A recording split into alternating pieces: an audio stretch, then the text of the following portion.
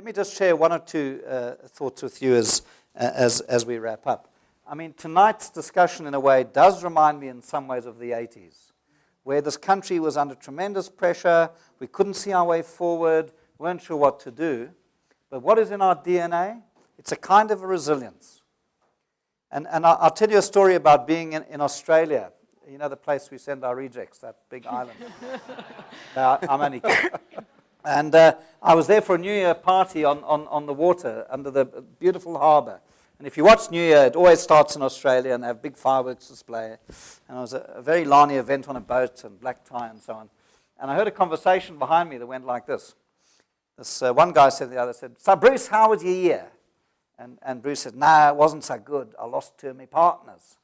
So the guy says, "What did you do?" He said, "I found 2 South Africans." So my ears pricked up. And the guy said, "What were they like?" He said, "They're a bit rough. They come cheap, but they work hard." So I wanted to turn around and blix him, but he was very big.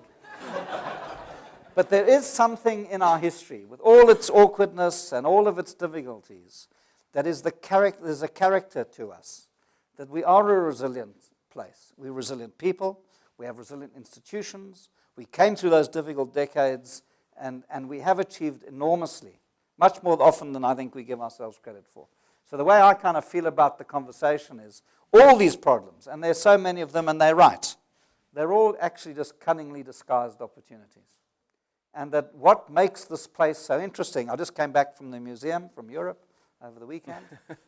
What makes this place so interesting is its complexity, its conflict, but it's an open space, and you can make a hell of a difference. And as was just said, you know, if each of us just reach out to people who hadn't had the same opportunity, to each one teach one, to engage about these issues, to pursue the economic debate, to think about how we run our companies, that's where it comes from. It comes from the bottom up in a way. Because from the top, well, maybe we're not going to get all the answers. I look at Sandton. When I first came to Joburg 40 years ago, 35 years ago, you know, Liberty Life called it Sandton City as a shop. Donald Gordon called it Sandton City as a mall.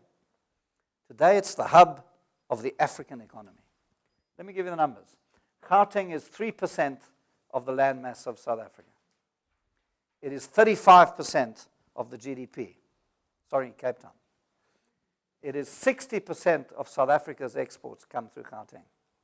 It is 10% of the African economy, Gauteng. If we can build a service economy in Gauteng, and we can leverage the 1 billion people north of us, and we can deal with the transformation that's happening, and we see it here at GIBS. There's a younger generation behind us who are better educated, who have had access. And maybe some of us, we've got to get out the way because this generation will do things differently. And they've got to navigate their way around all these problems we've been describing. But I remain essentially an optimist about it because we have the institutions. You know, we have a great private sector, the best regulated stock market. Our banks are in the top 5 in the world. Our auditors ranked in the top 5 in the world. We have tremendous infrastructure, and we have this cluster just down the road that is the center of our economy, and all of us can be part of that. So I wouldn't want us to end with too much despair. Although I agree with everything that was said tonight, we have real challenges in front of us, and the time for action is now.